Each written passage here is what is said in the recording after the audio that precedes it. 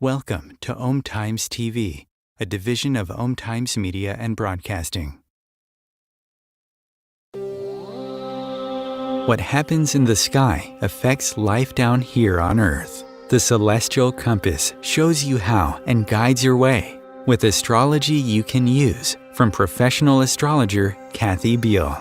Every episode features her light-hearted, practical forecasts and navigational tips, blended with humor, optimism, and a love of patterns, symbolism, and pop culture references. Kathy translates technicalities into concepts that apply to real life.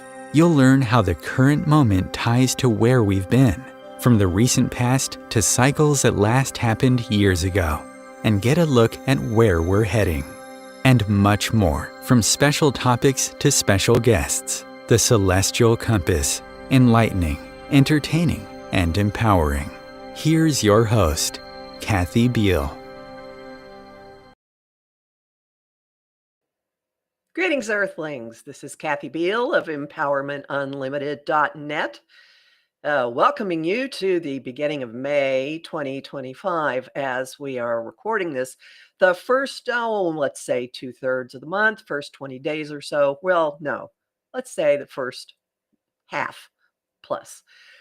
Bit rocky, but the path is going to get us to a place that we actually have a really good chance of enjoying, and B, encourage us to lighten our load like crazy as we get there, and C, give us lots of energy and moxie to stand up for ourselves. Venus, the social director of the skies, the planet that rules how we interact with each other and what we value, is in warrior princess mode. She's at the beginning of Aries, and there's a real strong sense of spiritual mission. And notice how you are almost compelled to stand up. You're not taking guff from anybody. Venus is in taking names and kicking you-know-what mode, which will get even stronger in the middle of this week. At the same time, our information communication channels really active. Lots of talk floating around. At times it may seem like we're crazy, like the situation is nuts. But as we get toward the middle of the month, we will have many opportunities to confront things that have been festering, to see what's been going on in shadows, in corners, deep in psyches, backroom deals, you name it.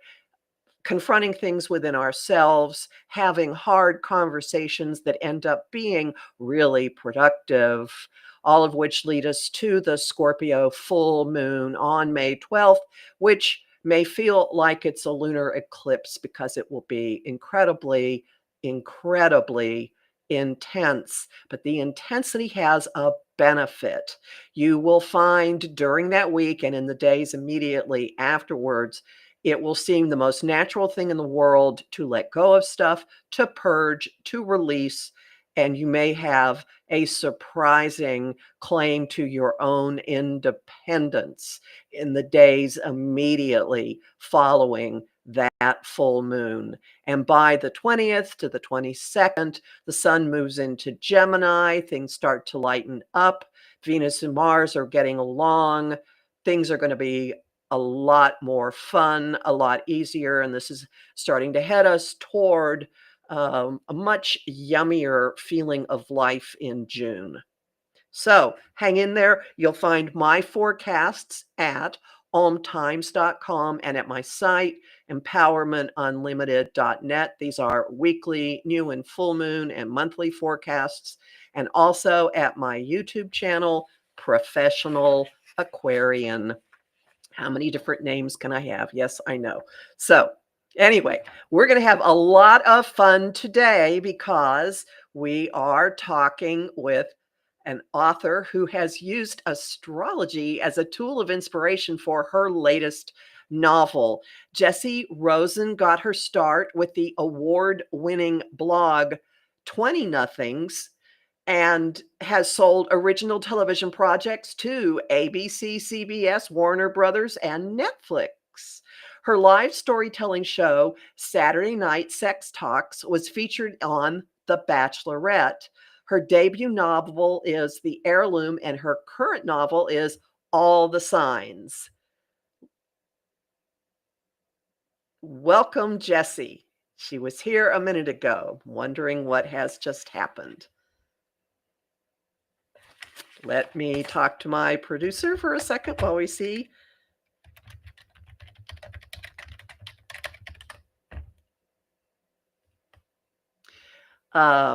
Again, she was here a second ago. Oh, Chris. Chris, could you please bring my guest on?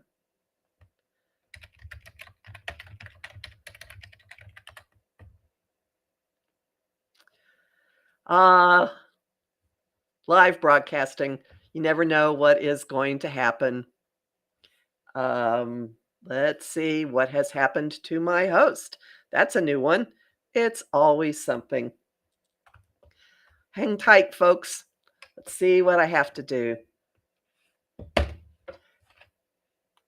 Now, technology is a really exciting thing these days. You might have noticed. You never quite know what will happen. And let me find him here. Thank you guys for waiting. Where are you?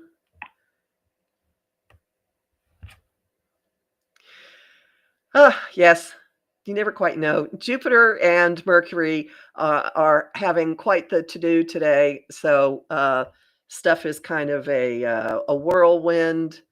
And I am not the controller of this, so I cannot bring people in.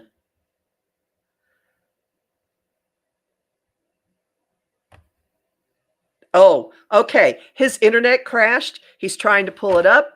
So, we are coming off a Mars-Pluto opposition. Um, there is a lot of technology instability right now. You might have noticed it. There was a big power outage throughout Portugal and Spain. That's part of it. And today, Pluto is stationing retrograde at the degree where that opposition happened. So there were. It's just not uncommon at this point that there's going to be. Oh,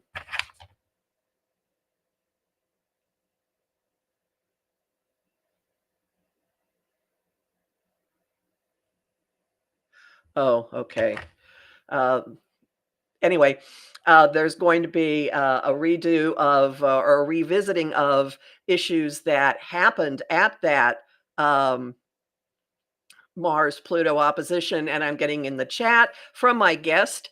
Airline tech issues en route to her book tour. Yes, very much so. There is a major airport in the United States, Newark, has been declared like an unsafe place. United Airlines, which treats that as one of its hubs, has canceled 35 flights a day. It's put some travel in jeopardy, in question for me right now.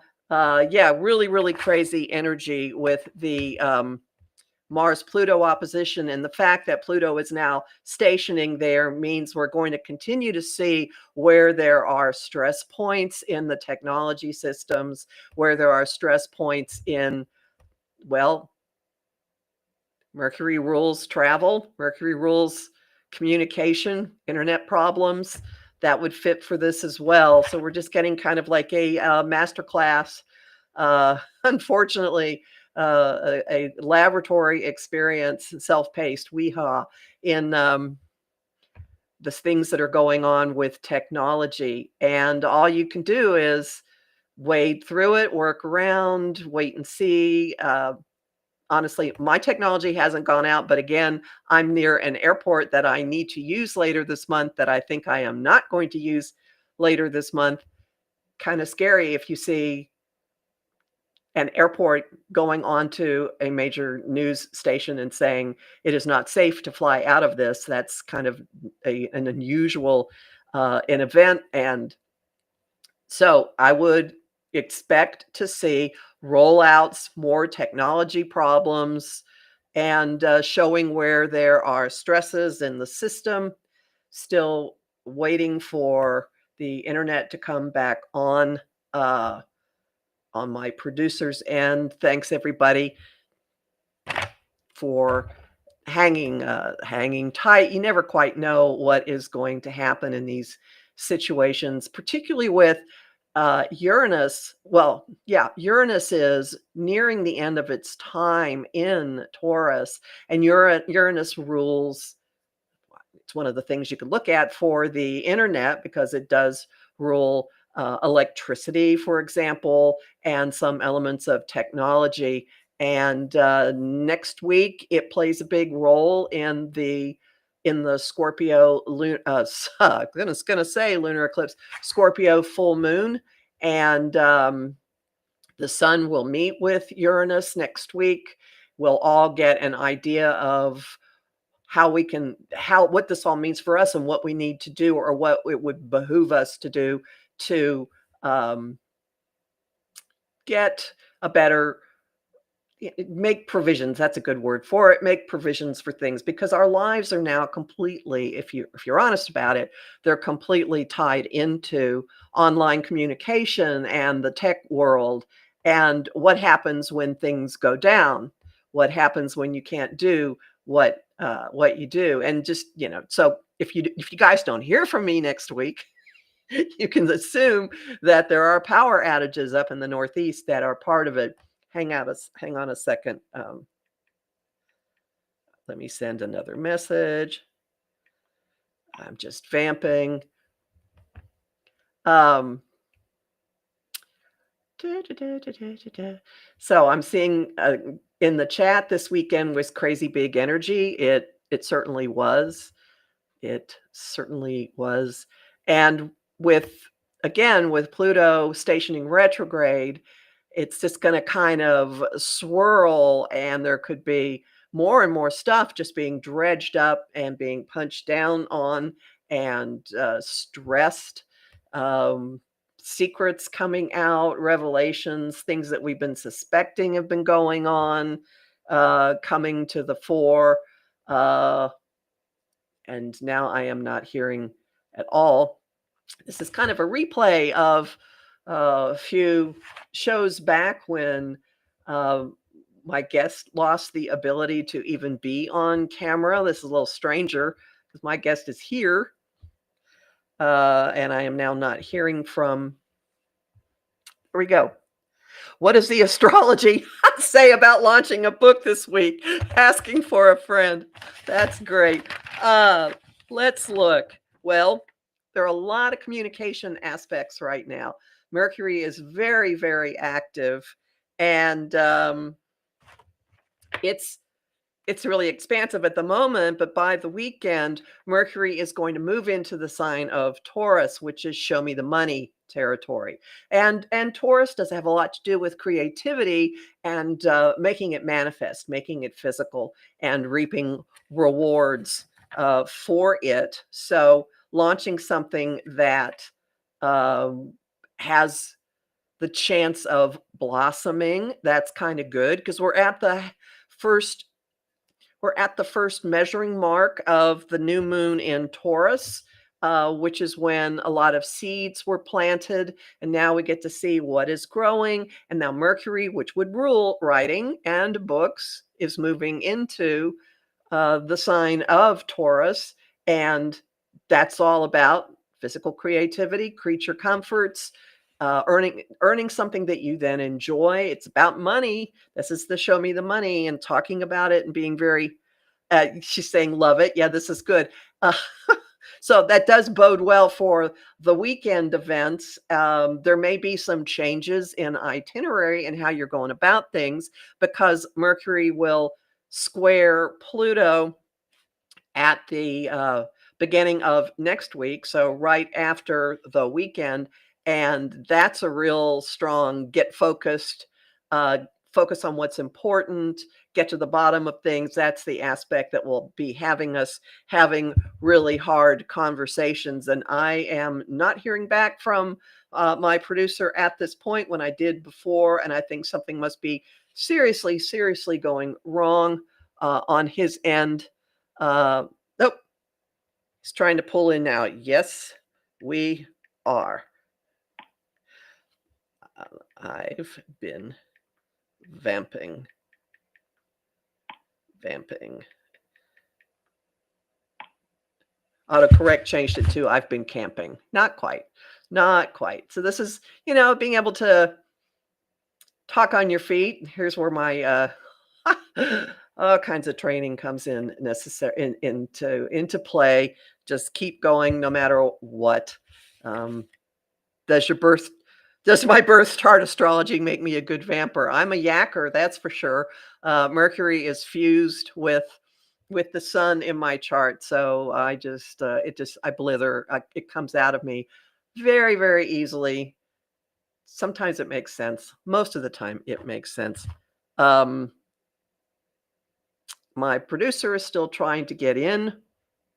We'll just give him as much time as he needs because you are all here to hear from Jessie. Her book is really, really interesting and lots of fun. And I will say, it's called All the Signs, and there's a signs. It's a little play on words here. It does have an astrology-inspired theme to it. And the praise I can give it is the astrology is accurate. This is one thing that I really pay attention to, and I find it very unfortunate when somebody has a platform and thank God, as she's saying, when somebody has a platform and they mischaracterize something or they spread a stereotype. Oh, no, no, no, no. This book is, it's grounded in actual correct astrology, and also the details about the Jersey Shore are correct as well. So, hey, welcome. So now that we've started, let me introduce our guest again. I'm going to read it this time. Jessie Rosen. She got her start with the award-winning blog 20 Nothings, and she has sold original television projects to ABC, CBS, Warner Brothers, and Netflix. Her live storytelling show, Sunday Night Sex Talks, was featured on The Bachelorette. Her debut novel is The Heirloom, and her current book is All the Signs. Welcome. What a treat. I was trying to, be engaged in conversation through the secret chat that we have backstage. So hopefully we were getting a little conversation. But boy, am I feeling this technology ickiness in my life too. Many things have just been off their rocker. So now we're all set. And you have to travel from the West Coast to the East Coast. I do, in fact, through that airport that you mentioned in Oh, terms lucky of the you. I know. So we may be making some changes, but I'm so happy to be here. I am a fan, and I'm also just so grateful to hear that all the research I put into the astrology tracked for you, a true seasoned pro. Well, thank you very much. I was going to talk to you a lot about your writing, but let's launch into the book and then we'll backtrack. How did you Fabulous. how did you come to astrology? Have you been interested in it for a long time, or what happened? I came to astrology in a rather magical way, though to you, I think this will be right on the money. I was born in Los Angeles. My parents moved me to New Jersey. That's where my mom's family was. So I was really 6 months old. I moved to Los Angeles. I'd always felt called back to the West Coast, back to my birthplace, Los Angeles. I moved back when I'm 26. And on my 27th birthday, I shot out of bed.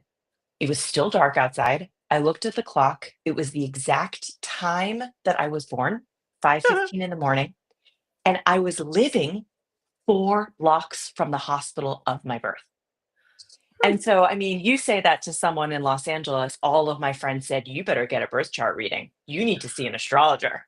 And I had no experience to that date. I really didn't. I was always curious, but I had no relationship with my chart. I knew I was a Leo. I didn't know about a moon sign or rising sign. I had no information. So that really started my exploration of astrology, and I have used it to great benefit throughout my life since, up until the point that I had a concept for this book based on my own search for people with my same astrology. So Oh, I was very enmeshed in it before coming up with this fictional idea. that's a very Leo approach. Anyway, so Yes. could you give people what's your elevator pitch description of the book? Yes. So skeptical Leah Lockhart is knocked off course by a very surprised case of vertigo.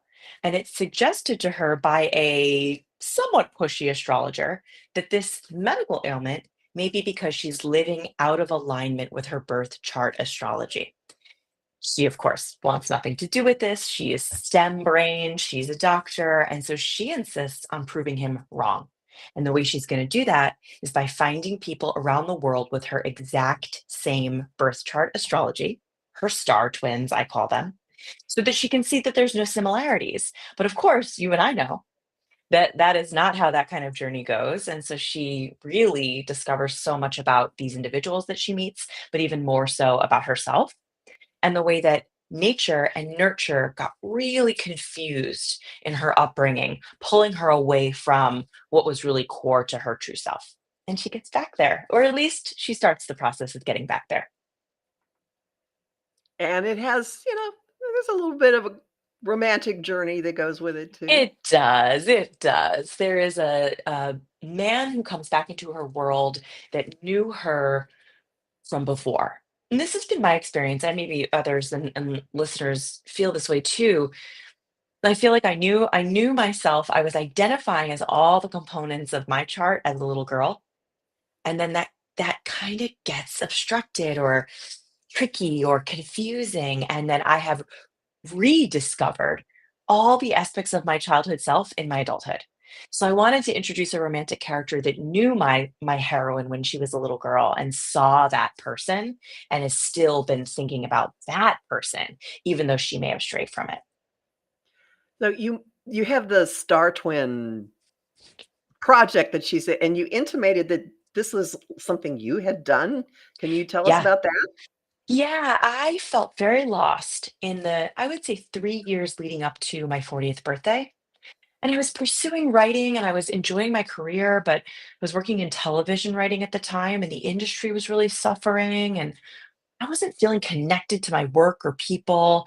And I just thought, I wonder if anyone else is feeling this same way. And I wonder if I could have help guiding myself through this tricky time in my life. And because I love astrology, it just came to me like, what if people with my exact same birth chart are going through this moment too? And how fascinating would it be to talk to some of them?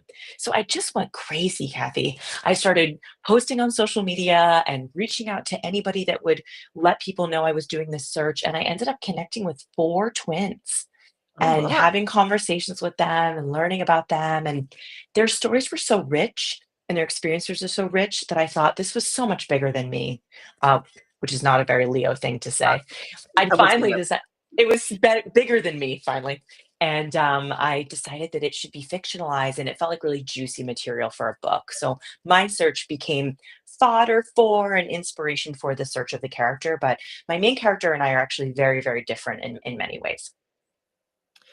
You're not an OBGYN, so that's one That's thing. right. Exactly. Now, did you run across someone like your astrologer character, or did you create him out of the blue? He is based on my dear friend Paul. And Paul was a performer. He really still is a performer, a Broadway performer. And I was living in New York at the time and we connected. And over the course of Paul's life, he really came to astrology and became a practitioner and a student and I was offering readings. And every time I was going through a hard time in my life, before he was an astrologer and after, he was a huge guide for me, a huge conversation partner, a truth talker, and he performs as a character called Supernova. So I used that with his permission and created the character Nova based on that. But some things as specific as the green blue eyes of the character Nova, those are my friend Paul's eyes. He has really magical eyes. So yeah, he's very much inspired by a real person. And then I would say between Paul and astrologer Joshua, Nadia, I used three or four or five actually different astrologers in my research because I was so um, obsessed with getting it right. So I didn't feel it was appropriate to only work with one astrologer. I really wanted a survey of many different people's read on the birth chart. And I should say, in one more total Leo move, the birth chart of my heroine in the book is my own birth chart. Uh-huh, yeah, okay, it's like J.K. Rowling and, Harry Potter, same birthday, got it. It's a Also lot. It's a Leo. lot. Yeah. Mm. Yeah, Ah, exactly. okay, so you do have a chart for your character. That's I do. I do. And, I felt it was my best and fastest way to connect with her and to understand the character. And then I turned her on her head for me. I was raised in a really supportive environment for my passions, by people who encouraged me to go for it, whether it was really anything I wanted to do. And that's not the case with my main character. So I really was looking to have this conversation about how influences in our life can disrupt what might be natural and core to us from our, in this case, birth chart astrology. did you did you actually consult with these other astrologers, send them drafts of the book? How did you pull them into the work with you? Yeah, yeah, a little bit of everything. So it started with readings and then research and then developing some questions for them to guide my drafting. And then when I had drafts of chapters or sections, it's too cumbersome to ask someone to read the whole book, but there are very key sections in the book in which the astrology is called out and Mhm. specifically. And so, yeah, yeah, and I was careful to compensate the astrologers for this so that this was something that I was contributing to their work and their business, just like anything, just like any research you would do. I've done something similar for somebody who's working on a documentary, and it's really, really Yeah, fun to do. It's very fun to do. it was So so fun, and the relationship with them was so fun, and to have, it almost felt in a way like having contributors and writing partners. Writing can be very solitary, and my Cancer moon likes alone time, but, I'm a social person, and so that's one of the balances of writing life is finding ways to kind of incorporate community into what is typically done alone at your desk. so do you use astrology as kind of a constant tool at this point in your life, or is it something that's when you think about it, you go, "Oh, I really should see what's going on with my chart." Yeah, it's right now it's more like that. I would say that it ebbs and flows based on how I'm feeling in my life. If I'm going through a Mhm. tricky moment, I check it daily. I even book a reading to kind of get a sense of like what is going on right now. Um, and I do think that that is kind of it's something I go to as a piece of a puzzle of mining for what I'm going through. I do have a lovely book by another astrologer, the wonderful Heidi Rose Robbins, called Everyday Radiance, and it's daily prompts that follow the astrology for the 365 days of the year. Um, and I like to look at that in the mornings if I have time to just see what the prompt helps me reflect on kind of seasonally. So, by no means do I have any professional ability or relationship Oh, with no, it, no. but I come and go, and I like the questions it raises in me. I'm Mhm. much less concerned with the perfection and the exact accuracy, and I don't get very stressed about like, oh no, the foreboding. I don't really. That's not how my purview of astrology. I really find it helpful as like a conversation partner with myself. This is just like Leo 101 happening here. I'm enjoying this immensely. It's so funny. I have to ask why I mean, I know a little bit about it, but why do you say that? Because it's very much like the relationship between self that is so Leo. Right, absolutely, yeah, and it all being so self-expressive. Uh, Yes, and yeah, yes, yeah. also the hair, that's part of it too. Oh my Um, gosh. And this animal well, print, deeply New Jersey animal print top. I'm showing my heritage, Kathy. I have a story about that. I will I love share it. with you later about animal print. Um, now this how about with the travel? I mean, did you also travel? Because this moves to various places, It across the does. globe. Yeah, and like the globe and the country. So we go to Venice, we go to Istanbul, we go to New Orleans, Los Angeles, back to New York. I was only able to do one research trip for the book, and that was to Venice, Italy. I felt like there was so much to the history of Venice, Yeah. specifically the astrological ties to that city. Mhm. Um, You'll this will make sense to you and your audience. There was a time when my outline for the book and my conception of the book included astrocartography Oh as a my. piece of my character's journey. And to be totally honest, it was too much. It was Yeah. getting to be too many pieces of a puzzle. I didn't want to alienate readers that had no reference point for astrology at all. And now I'm layering on astrocartography. However, Venice really lit up as a city for my birth chart, which I'm sure makes sense to you. And Mhm. so I used it as a destination. I went there and did research, and it almost proved the point of why I want my character to go places, all my characters, because it's very much the same in my first novel, The Heirloom. I go with a plan. Everything gets upended. I discover so many different things than I intended, meet different people who expose me to things that all ended up in the book and made it better. So I think there is something, of course, travel is transportive, but I Mhm. almost think that it's a teacher.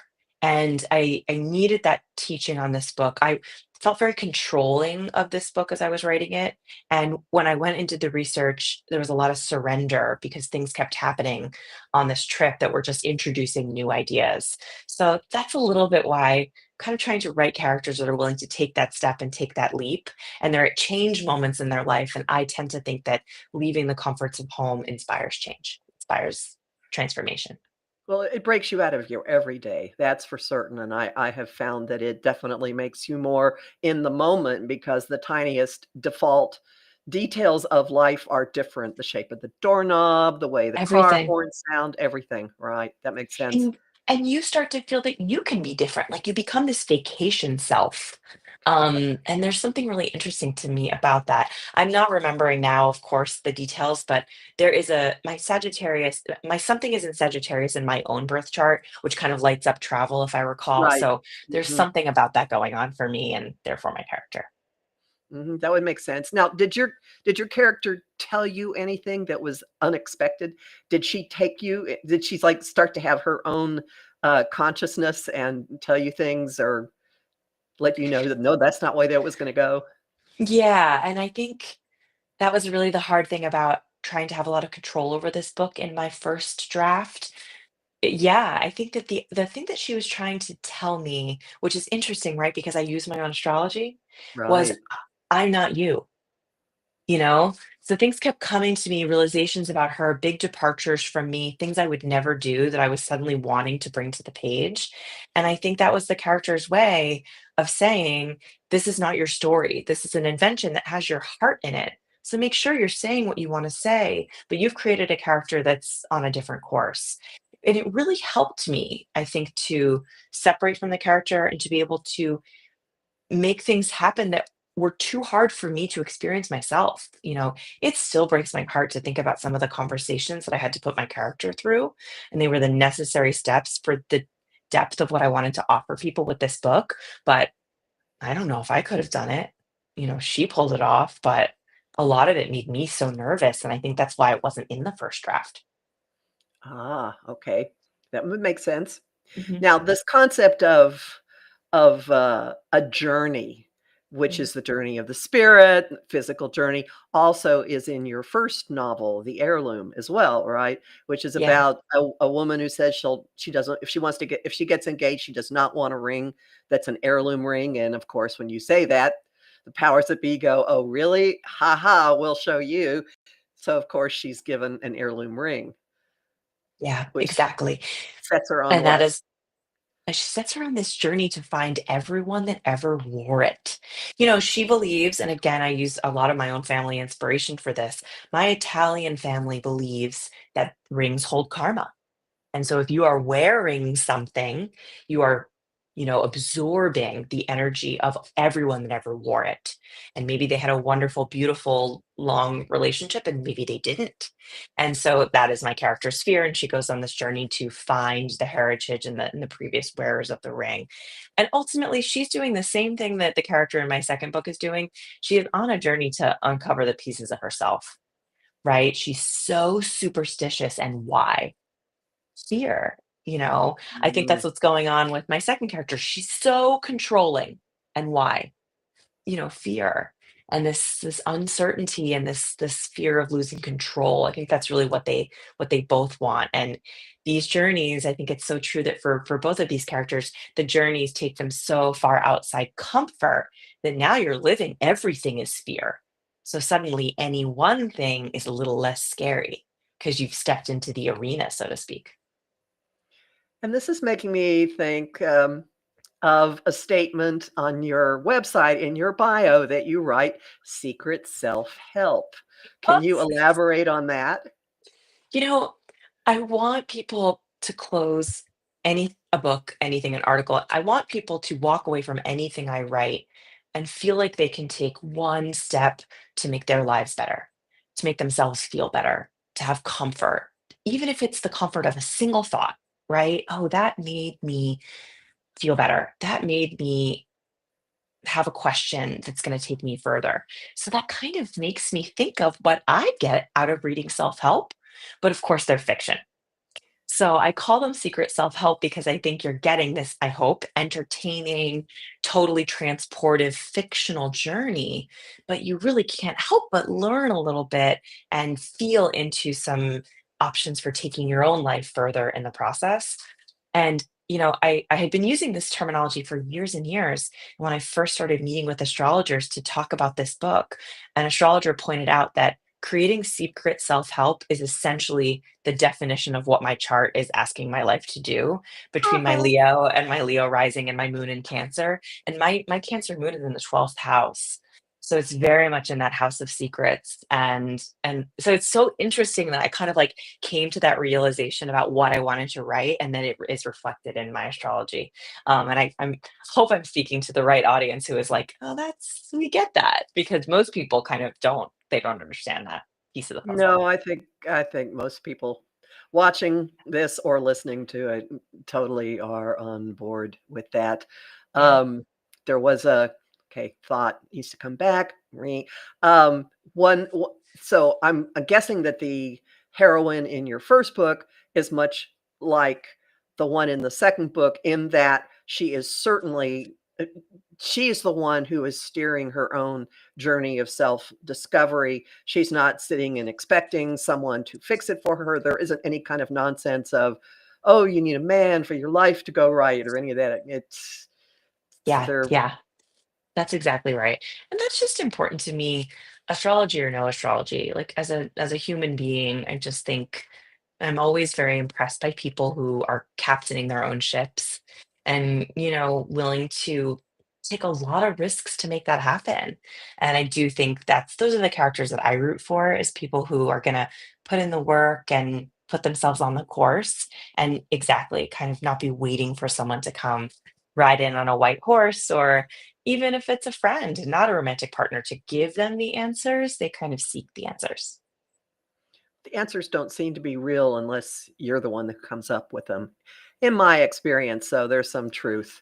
Yeah. And yeah, and honestly, I don't normally read this type of book, Oh, although in extra recent honored. years I have found myself occasionally, more than I should own up to, watching things on Hallmark Yeah, Channel. sure, But sure. this is not like that.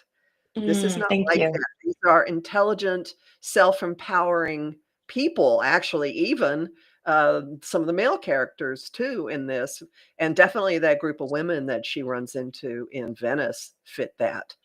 Um, Yeah, and those women were also inspired by women that I kind of came across on, um, almost like a executive training, life coaching type of workshop for writers and for creatives. So, unfortunately, that did not take place in Venice, Italy for me. But when we were together, a lot of the questions that were raised, and one of the things that was really important for me to present in that group of women, was a diversity of age.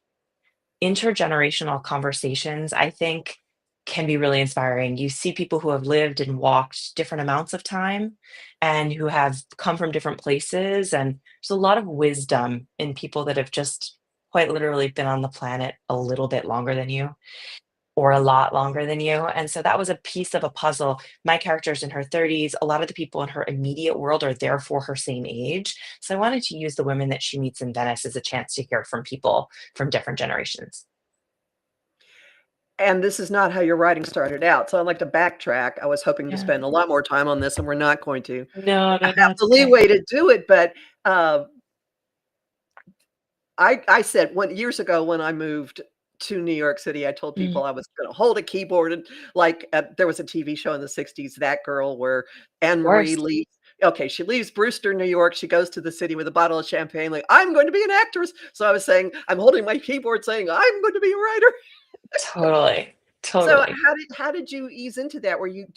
Have you been writing since like grade school, basically?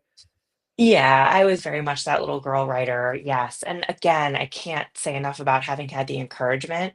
My mom would cut up cereal boxes so that the front and back of the box could be the cardboard for the binding of my little books that I would write. So I was really, like, nurtured in that way, and then, I don't have any writers in my family. We didn't have any connections to that kind of employment for me, and so we had to kind of pave the way. And that started with writing for the newspaper of my college and getting a couple bylines there. And then moving to New York and finding out that college bylines do not a writing career make.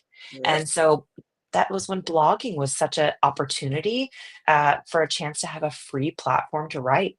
So that's when I started the blog 20 Nothings, and I was writing about coming of age and finding your way as a young person in Manhattan on very, very limited funds. And that led to freelance writing assignments. So that was when, places like Marie Claire magazine were finding out about the blog and then inviting me to contribute. So it all happened really organically. And I just because of the need to support myself, I had full-time work in marketing for the first 10 years of my life as a writer.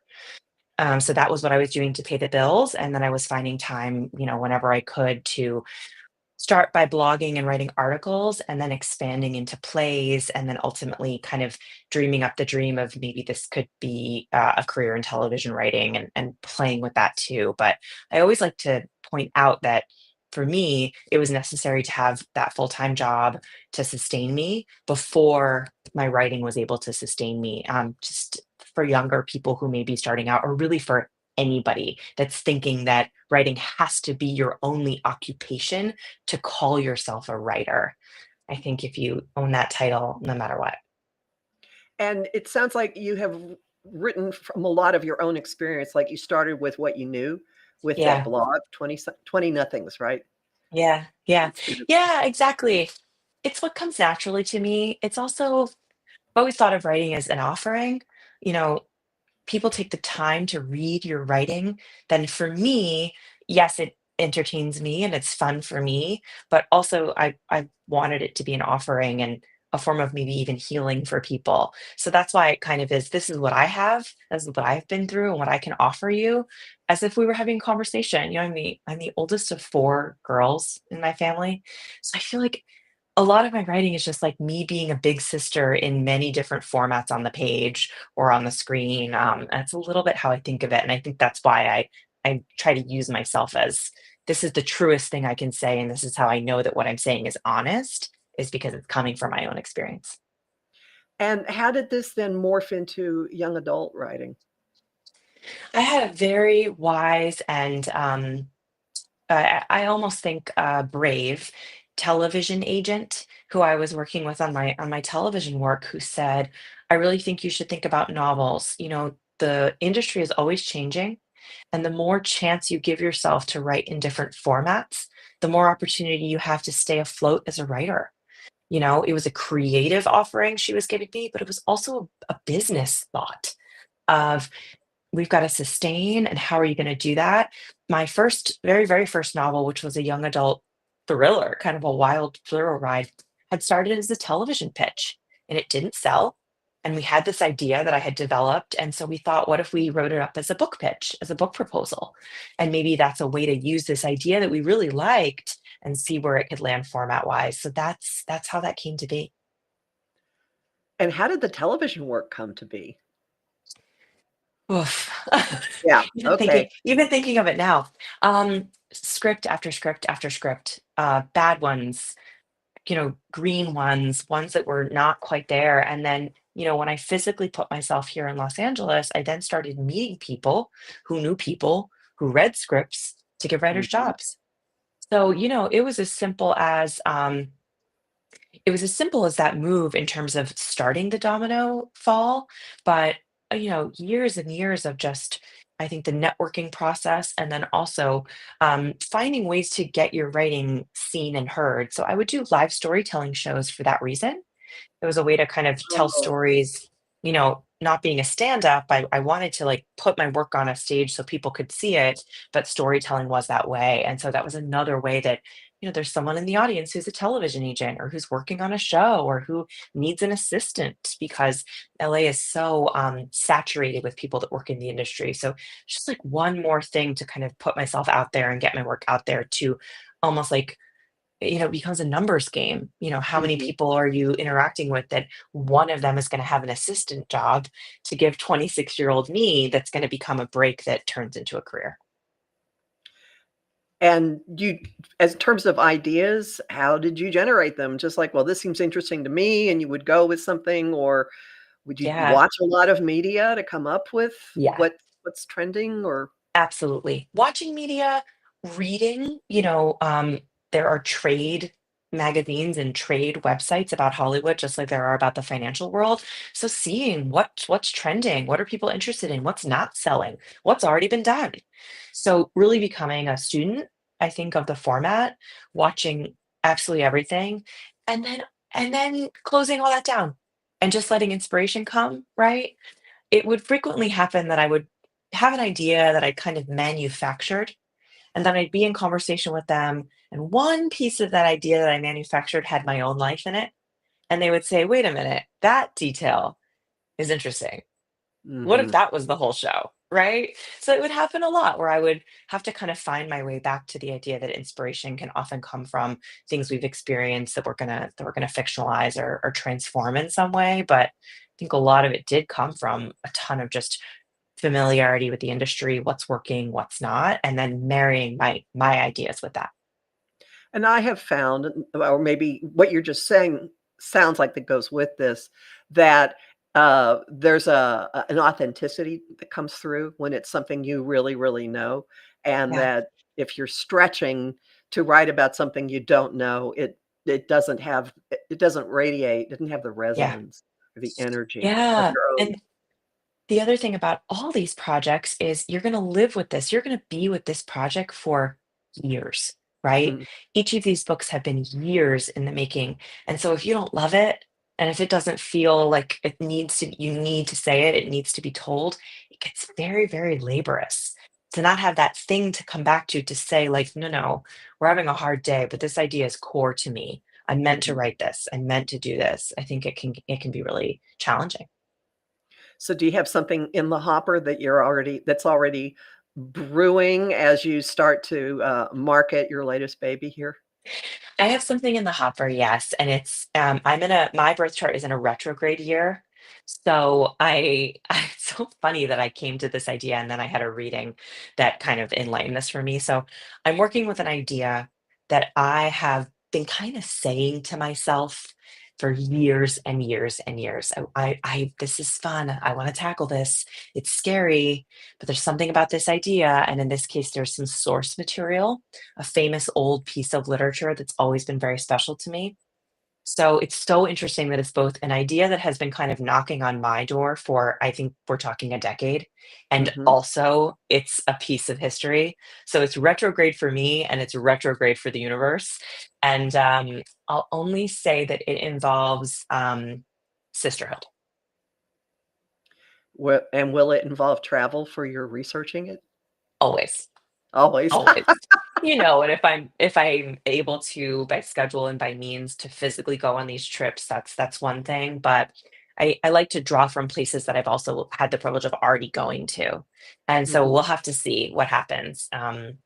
Yeah, if this becomes a piece of a puzzle that I'm contracted to write, then there may be a chance to go and do that research.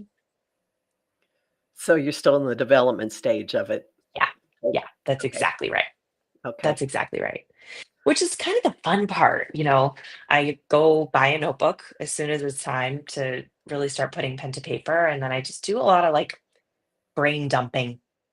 Anything that comes to mind goes on the page, and it starts to be the process of, like, is there enough material here? What could this be if it was a full book? So it's been really nice to be kind of putting my brain over there in a new place while I'm getting excited about launching this new book. And what's involved in the book tour that you have so far? I see that they're not some of these venues you're going to are not just like going to Barnes and Noble and sitting there with a table and a stack of books. Yeah. Yeah. I'm really excited. We launch tomorrow. So today is Monday the 5th. Tomorrow is Pub Day, Tuesday the 6th. And I'll be at a really wonderful bookstore here in Los Angeles, owned by a young woman who put her whole heart into this sweet bookstore. And so we're going to be supporting her with a book launch party and then another event on the West Coast. And then I come east. So an event in my hometown and a couple different dotting on the East Coast. But for listeners that are or viewers that are with us now, I'm also doing a virtual event, a virtual book party, and working with one of the astrologers that helped me with my research to do a little mini astrology workshop on the meaning of the big three, your sun, moon, and rising sign, to celebrate the book, and that's on Thursday. So that'll be virtual for people who can't make it in person to events.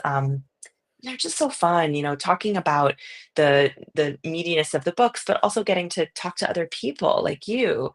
Again, writing can be so solitary that when a book comes out, yes, I'm so proud and it's about celebration, but it's also just about the chance to connect with people, which is not something, in my career life every day that I get to do as much. So I'm really excited.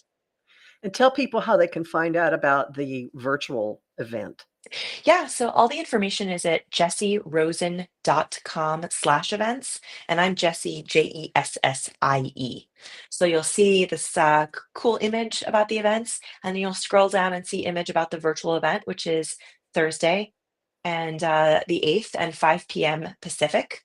So whatever that maps against your time zone. That is really cool. I like that very much. Oh, no, one other just complete digression before we wrap up. Yeah, Awful lot of attention to food in all the absolutely. events. Yeah. I mean, All the it's meals. It should be called all the bites. I know because you Yeah. actually say what they're eating and with great detail. I part of my background is as a food writer as well, so I just was going, "Oh, isn't that oh, mhm.